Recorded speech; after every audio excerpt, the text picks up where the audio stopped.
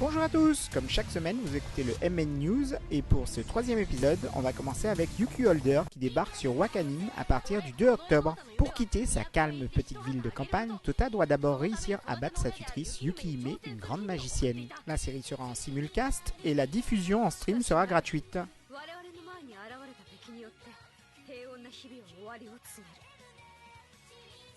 Les spectateurs du Festival du cinéma japonais contemporain Kinotaro se sont réunis pour Kinotaro, le festival du cinéma japonais contemporain, revient au mois de novembre. à la Maison de la Culture du Japon. C'est l'occasion de voir pas mal de nouveautés et le programme est affiché déjà sur le site. Yurakun no 10% arrive chez Soleil sous le nom Bloody Secret. Pourquoi 10%? Parce que le héros a 10% de sang de vampire qui circule dans ses veines. Les deux volumes sortiront simultanément le 10 janvier. Hirune Hime, Rêve éveillé, sorti au cinéma en France cet été, sera disponible le 13 décembre chez Atanim. Il devrait être disponible en 3 éditions VF et VOST. Il va y avoir d'abord une édition standard à 14,99, une édition Blu-ray standard à 19,99 et une édition collector combo DVD Blu-ray à 29,99.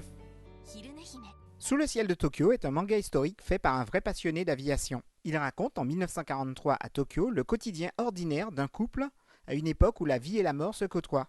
Dans la même lignée que Zéro pour l'éternité, il sortira le 15 novembre chez Delcourt Tonkam. Et maintenant on va passer à un gros événement Crunchyroll, puisque l'animé Blade Runner Blackout 2022 sera diffusé sur Crunchyroll le mardi 26 septembre à 13h49.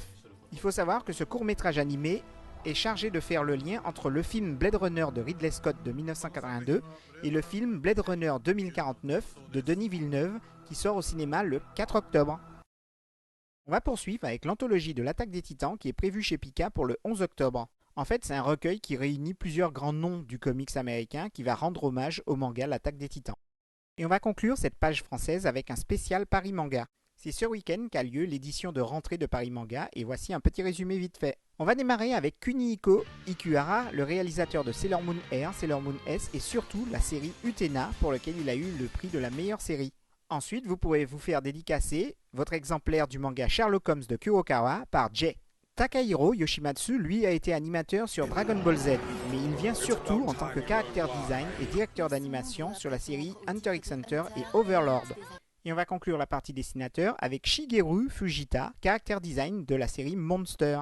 Côté musique, vous pourrez assister au showcase de Sudwitch, un groupe de rock japonais composé de 5 femmes venant d'Osaka. Elles seront présentes sur la scène Paris Manga le dimanche 1er octobre à 14h30.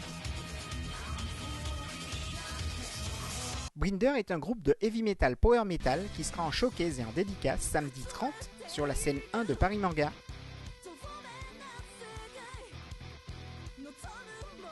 Sin, qui vient de sortir un nouvel album, sera lui aussi en showcase et en dédicace le samedi 30 sur la scène 1 de Paris Manga.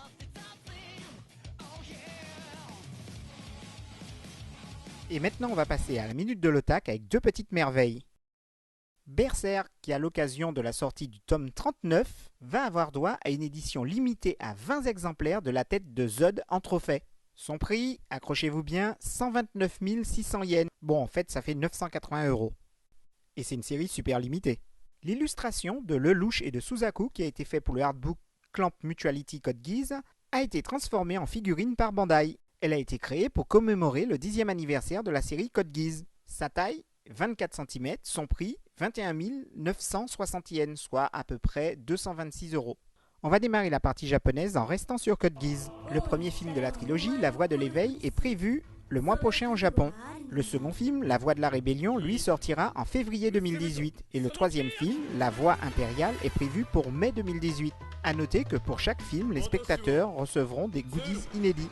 A l'occasion de la sortie du second tome de Fruit Basket Another au Japon, pas mal de goodies ont été mis en vente. On a surtout noté les 14 porte-clés acryliques à 702 yens. Ils représentent chacun un des personnages de la série. On va parler un peu beauté avec la marque de crème pour le corps Stream Cream. Ils ont collaboré avec le studio Ghibli pour concevoir une crème hydratante sur le thème de Kiki Delivery Service ou Si tu tends l'oreille. Je vous propose une petite série d'animation originale à découvrir. C'est la société YKKK qui a lancé une série de courts-métrages d'animation sous le nom Fastening Day. Et c'est disponible sur YouTube. Pour vous donner une idée, la troisième vidéo de la trilogie a enregistré 13 millions de visionnages en ligne. Ils sont disponibles en 7 langues, dont le français. Le plus incroyable, c'est qu'ils ont lancé cette série dans le cadre de la promotion de leur marque de fermeture éclair. On va poursuivre en démarrant une page Sailor Moon. Et on va la commencer par Uniqlo. puisque Sailor Moon débarque chez Uniqlo le 6 octobre dans une collection de prêt-à-porter pour petit budget. Une collection de vêtements, d'accessoires et de chaussures intitulée Pretty Guardian Sailor Moon GU. Plusieurs Sailor Moon Café viennent juste d'ouvrir au Japon et pour une durée limitée. Shibuya et Tokyo, ça sera jusqu'au 29 octobre. Osaka, Nagoya et Fukuoka, ça sera jusqu'au 5 novembre. Au programme, plein de plats thématiques et bizarres pour certains, et surtout plein de goodies exclusifs faits spécialement pour le restaurant. Mais si vous êtes fan et vous voulez vraiment des goodies qui tuent, je vous conseille d'aller au Sailor Moon Store. Il s'est installé au La Forêt de Harajuku, Tokyo, et si vous y allez, vous trouverez plein d'articles uniques et en série limitée. Le service gâteau d'anniversaire de Bandai vous propose pour fin octobre un gâteau d'anniversaire Code Geass le Louche. Son parfum, fraise et pêche blanche. 3 thèmes sont possibles, sa taille 11 par 15 cm. Important, ils sont livrés gelés.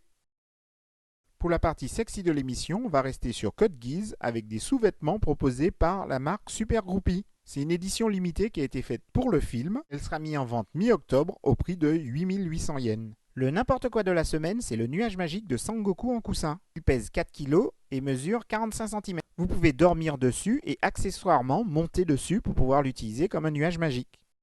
Et on va conclure avec notre bonus de fin qui va vous parler de Keijo. Mais est-ce qu'il faut vraiment vous parler de ce shonen de 18 volumes qui a connu un énorme succès avec sa série animée qui a été diffusée sur Crunchyroll?